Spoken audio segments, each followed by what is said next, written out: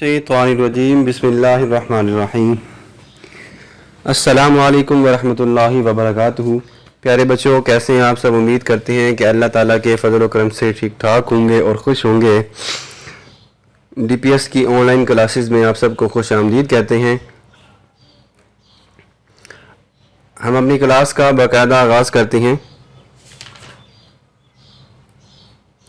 आज हमारी क्लास है अखलाक व आदाब। सबक का नाम है, किताब का सफ़ा नंबर 52 है और आज हम इस सबक की मश्क को, एक्सरसाइज को हल करेंगे। ठीक हो गया। सबक नाम है अखलाक व आदाब, मश्क हम इसके हल करेंगे। लेक्चर नंबर हमारा 4 है, बाब नंबर 3। बाब का नाम है अखलाक व आदाब। ठीक हो गया। आज की क्लास में हम सबक अखलाक व आदाब की मश्क को हल करेंगे। इसमें तफसीली सवालात के जवाबात, मुख्तसर सवालात के जवाबात और खाली जगह और हिस्सा मारूजी शामिल होगा। बिस्मिल्लाहिर्रहमानिर्रहीम। सवाल नंबर 1, किताब का सफ़ा नंबर 55 निकालिए आप। ठीक है, किताब का सफ़ा नंबर 55। बच्चों ध्यान से सुना करो। और आज हम मश्क हल करने लगे हैं तो आपने साथ साथ इसको हल भी करना है और आपने इसको समझना भी है। ठीक है। सवाल नंबर 1 है, सखावत से क्या मुराद है? ठीक है, मैं आपको जवाब किताब से भी बता देता हूं और मैंने यहाँ पे लिखे भी हुए, आपको यहाँ से भी नजर आ जाएगा। तो किताब का सफ़ा नंबर 52 निकालिए और उसमें जो हेडिंग दी हुई है सखावत और बुखल का मफहूम, यहाँ से सवाल नंबर 1 का जवाब शुरू होता है। अल्लाह ताला की खुशनुदी हासिल करने के लिए उसके दिए हुए माल में से उसके बंदों पर खर्च करना सखावत कहलाता है। ठीक है। अल्लाह ताला ने अपने रास्ते में खर्च करने की बहुत ज़्यादा फजीलत बयान की गई है और ये मोमिनों की सिफ़ात में से एक सिफत भी है। मसलन फ़ुकरा और मसाकीन को खाना खिलाना, यतीमों की परवरिश के अखराजात बर्दाश्त करना, बेवाओं की माली मदद करना और रिफ़ाह आमा के काम वगैरह करना। सखावत में दिखलावा और नमूदो नुमाइश नहीं होनी चाहिए, वरना वो रियाकारी होगी और ना ही ये ख्वाहिश हो कि लेने वाला अच्छा बदला देगा। अब चूंकि ये सवाल जो है वो तफसीली सवाल है, ठीक है, तो इसलिए ये थोड़े से सवाल थोड़े से बड़े हैं, ज़्यादा नहीं है, लेकिन आप इसको समझेंगे तो आपको याद भी हो जाएगा। हमने सबक में पढ़ा था तो आपको पहले से याद भी होगा। तो सवाल नंबर 1 का जवाब ये आपके सामने स्क्रीन पे भी आपको नजर आ रहा होगा। यही आपने लिखना है और यही आपका जवाब है। समझ आ गई? उसके बाद हम आगे चलते हैं सवाल नंबर 2 की तरफ। सवाल नंबर 2 है हमारे पास, बुखल किसे कहते हैं, वजाहत करें। ये बिल्कुल इसके नीचे जवाब है। किताब का सफ़ा नंबर 52 आखिर से सेकंड पैराग्राफ देखें। बुखल से मुराद क्या है? इंसान दौलत रखते हुए भी ना तो अपनी जायज़ ज़रूरियात मसलन खुराक, इलाज और सफ़र वगैरह पर मुनासिब तरीके से खर्च करे और ना दूसरे ज़रूरतमंदों पर खर्च करे, बल्कि दौलत जमा करने की धुन में लगा रहे। ऐसे शख्स को अल्लाह ताला ने सख्त नापसंद किया है। सखावत करने वाले को सखी और बुखल करने वाले को बखील भी कहा जाता है, ये कहते हैं। ठीक हो गया। ये आपका था सवाल नंबर 2। अब हम सवाल नंबर 3 की तरफ चलते हैं। सवाल नंबर 3 है हमारे पास, सखावत के बारे में उसवे रसूल सल्लल्लाहु अलैहि वसल्लम क्या है? ठीक है, सखावत के बारे में उसवे रसूल सल्लल्लाहु अलैहि वसल्लम क्या है?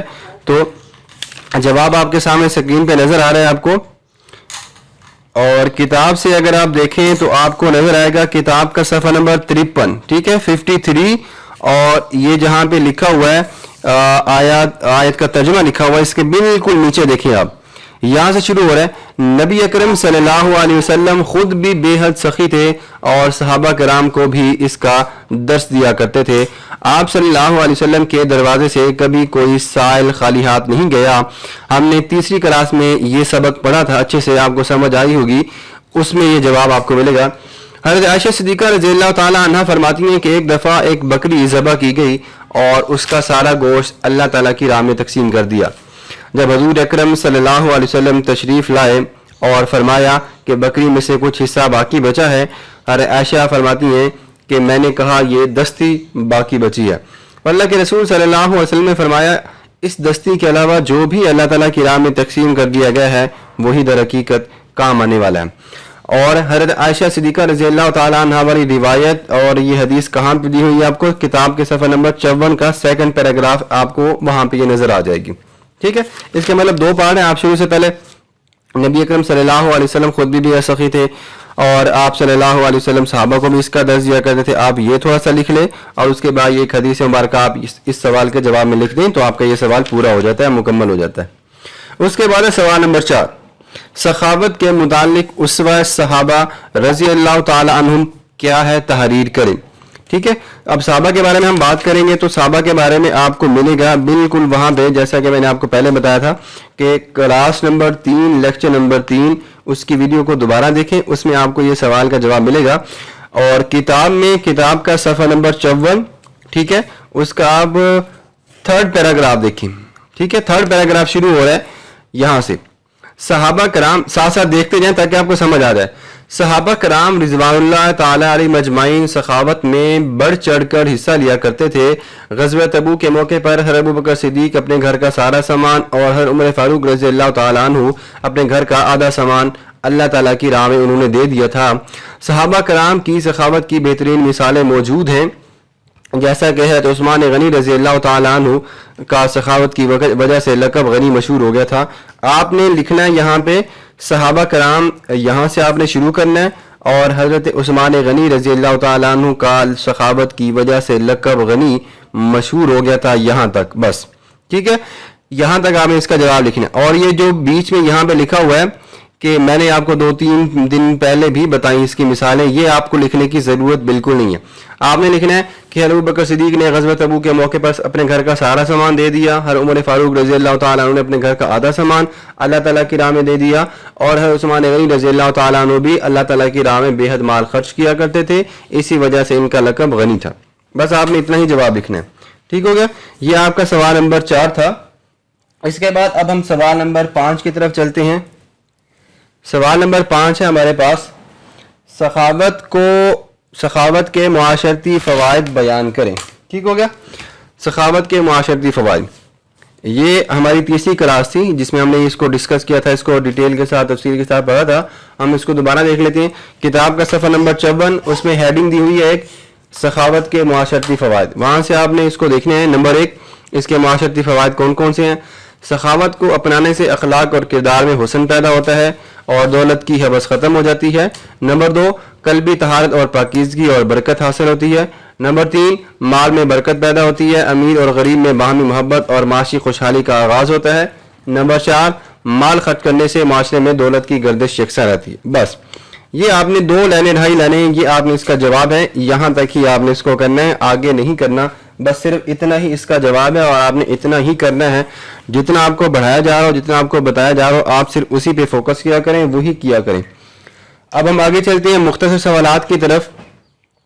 ٹھیک ہے, مختصر سوالات کے جوابات. تو سب سے پہلا سوال نمبر 1 ہے, سخاوت کے متعلق کوئی ایک قرآنی آیات لکھیں. ٹھیک ہے, کتاب کا صفحہ نمبر آپ 53 دیکھیں, یہاں پہ آپ کو 2 آیات نظر آئیں گی جو کہ اس کا کلر بھی چینج ہے, جو کہ اس کو یہاں پہ لکھی ہوئی ہیں آیات مبارکہ. نمبر 1, کون ہے جو اللہ کو نیک نیت اور خلوص سے قرضہ دے تو وہ اس کو اس سے دگنا کر دے اور اس کے لیے عزت کا صلہ یعنی جنت ہے. اور دوسرے نمبر پر ہے, اور جو اپنے نفس کی حرص سے بچا لیا گیا ایسے لوگ ہی مراد پانے والے ہیں, کامیاب ہونے والے. ان 2 آیات میں سے آپ نے کسی ایک کا ترجمہ لکھ دینا ہے. بس یہ آپ کا سوال نمبر 1 ہے مختصر سوالات کے. سوال نمبر 2 دیکھیں, سخاوت کرنے کی تعریف میں ایک حدیث مبارکہ لکھیں.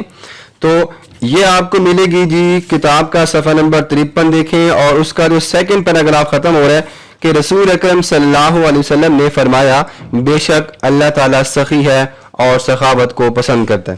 اچھا بچوں, ایک بات ذہن میں رکھیں کہ اگر آپ سے پوچھا جا رہا ہے سخاوت کے متعلق کوئی قرآنی آیات لکھیں یا حدیث لکھیں, تو دونوں میں فرق ہے. آیت اور حدیث کو آپ مکس مت کیجیے گا کہ اگر آپ سے پوچھا جا رہا ہے سخاوت کے متعلق ایک حدیث لکھیں تو آپ حدیث ہی لکھیں, نہ کہ قرآن آیات کا ترجمہ آپ لکھ دیں. اور اگر آپ سے پوچھا جائے کہ حدیث سخاوت کے متعلق کوئی قرآن آیات لکھیں تو پھر حدیث مت لکھے گا, پھر قرآن آیات ہی لکھے گا. اس بات کو بچے اکثر کنفیوز ہو جاتے ہیں. سوال کیا جاتا ہے کہ سخاوت کی کرنے کی تعریف میں ایک حدیث لکھیں تو بچے آیات لکھ دیتے ہیں, اور اگر آیات کا پوچھا جائے تو بچے حدیث لکھ دیتے ہیں. ایسا نہیں کرنا, سوال کو سمجھنا ہے پہلے اچھے سے, اس کے بعد جواب کی طرف بڑھنا ہے, جواب دینا ہے. تو یہاں پہ پوچھا گیا ہے سخاوت کرنے کی تعریف میں ایک حدیث لکھیں, اور وہ یہ آپ کو ملے گی. سوال نمبر 3 ہے ہمارے پاس, سخی اور بخیل کے عمل کی وضاحت کریں. ٹھیک ہو گیا. جواب کے لیے آپ کتاب کا صفحہ نمبر 52 نکالیے, اس کا فرسٹ پیراگراف. سخی اللہ کا نیک بندہ ہوتا ہے جو کیا کام کرتا ہے, جو کہ اللہ کے دیے ہوئے مال میں سے خرچ کرتا ہے, ہمیشہ غریبوں اور مسکینوں کو کھانا کھلاتا ہے, وہ رفاہ عامہ کے کاموں میں بڑھ چڑھ کر حصہ لیتا ہے, کبھی کسی سائل کو خالی ہاتھ نہیں لوٹاتا, ضرورت مندوں کی ضرورت پوری کرتا ہے, جب بھی معاشرے میں کوئی قدرتی آفت آتی ہے تو وہ کمر بستہ ہو جاتا ہے اور اللہ تعالیٰ کے دیے ہوئے مال میں سے خرچ بھی کرتا ہے. یہ سوال نمبر 3. سخی. اور جبکہ بخیل لوگ, بالکل اس کے نیچے لکھا ہوا, بخیل لوگ کیا ہوتے ہیں جی, مال و دولت کے حساب میں گم رہتے ہیں, دولت پر سام بن کر بیٹھ جاتے ہیں اور اپنی جائز ضروریات پر بھی خرچ نہیں کرتے. ایسے لوگوں کے لیے سخت عذاب ہے.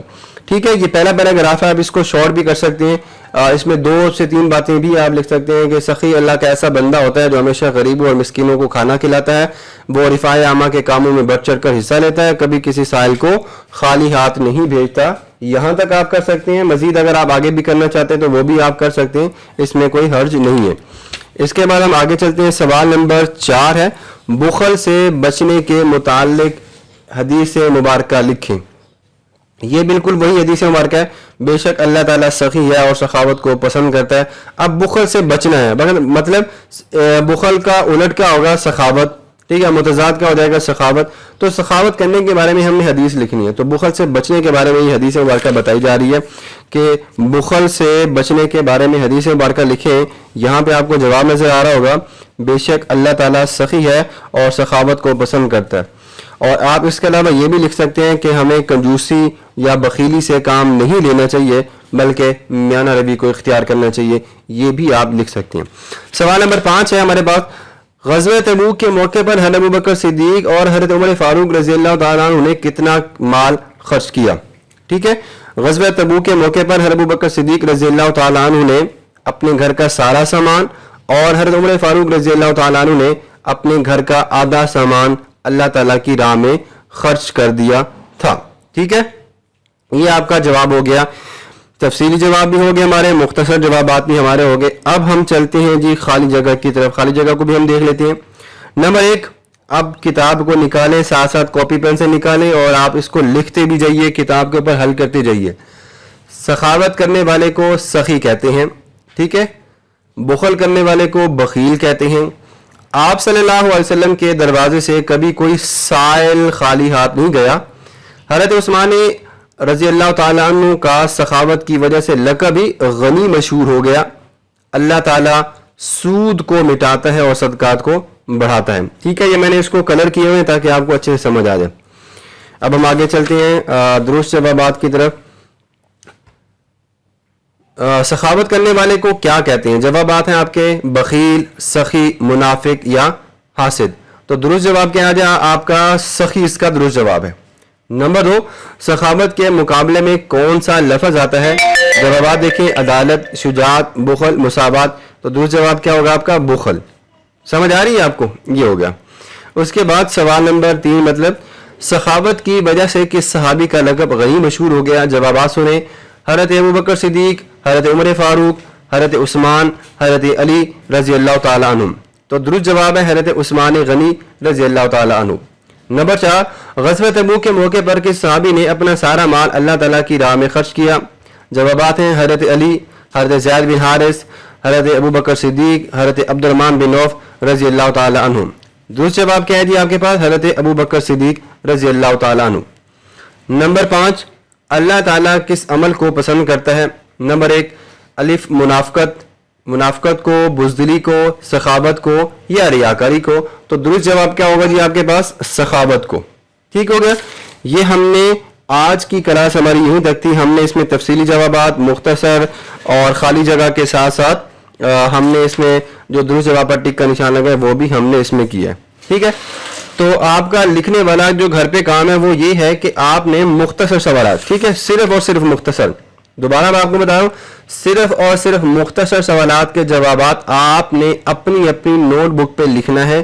بعد میں آپ کے ٹیچرز ان کو چیک کریں گے. آپ کا یہ ہوم ورک بھی ہے, آپ کا یہ کام چیک کیا جائے گا. اگر کسی سوال کے جواب کی یا سبق میں سے کچھ بھی سمجھ میں نہ آیا ہو تو آپ پوچھ سکتے ہیں. اس کے علاوہ آپ سے ایک ضروری گزارش بھی کرنی تھی. ریسنٹلی میری والدہ کا آپریٹ ہوا ہے, تو آپ سب سے جتنے بھی طلبہ طالبات اس اسکول میں پڑھتے ہیں اور جو میری ویڈیوز یا جو میرے لیکچر سن رہے ہیں ان سے ایک چھوٹی سی ریکویسٹ ہے, گزارش کرتا ہوں کہ سب میری والدہ کے لیے ضرور دعا کیجیے گا کہ اللہ تعالیٰ ان کو جلد از جلد صحت یابی عطا فرما دے, آمین. سبق کو دوبارہ دیکھ لیجیے گا, اگر کسی بات کی سمجھ نہ آئی ہو تو آپ پوچھ لیجیے گا, اور اپنا بہت سارا خیال رکھیے گا.